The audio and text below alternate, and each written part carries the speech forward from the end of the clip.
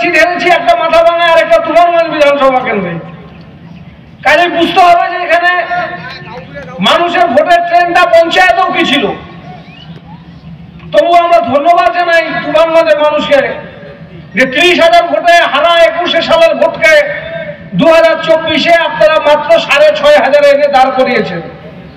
6,500 মানে 3,700 750 vote BJP থেকে, ডান দিক থেকে বাদিকে আসা, তৃণমূল কংগ্রেসে আসা। এটা কোনো কঠিন কাজ না। তবু আপনাদেরকে অনুরোধ করবো, কিছু কিছু জায়গাতে একটু সমস্যা আছে, যেখানে যেখানে অঞ্চল নেতৃত্বরা এখানে সকলেই আছেন। শালবাড়ি 1-এর ক্ষেত্রে আমরা একটা, শালবাড়ি 2-এ আমরা একটা কোর কমিটি করে দিয়েছি। সেখানে কাঞ্চিবাবু কোথায়, মদন কাঞ্চি, আপনারা শিগগির আবার কোর কমিটি বসুন, বসে নিয়ে কর্মসূচি গ্রহণ করুন। মিলনের যা সহযোগিতা দরকার শালবাড়ি 1-এর জন্য ব্লক নেতৃত্বের সাথে বসুন, জেলা অফিসে আসুন, কর্মসূচি নিতে হবে। তুফানগঞ্জ সহ বড় মাপের ভোটে হেরেছি।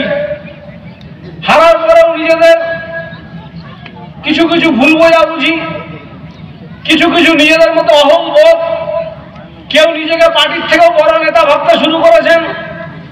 নিজেরা সেসব বন্ধ করুন। ফেসবুক সবাই 4-5টা করে ফলোয়ার্স রেখে দিয়েছেন, আপনার হয়ে ফেসবুক করবে।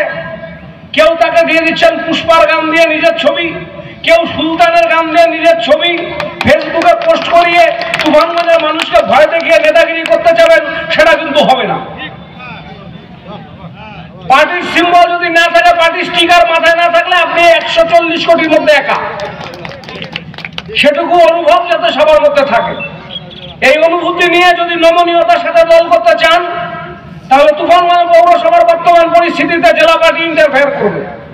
আর যদি নিজেরা হলু হয়ে থাকেন, তাহলে আমরা এত তাড়াতাড়ি আর ইন্টারফেয়ার করবো না।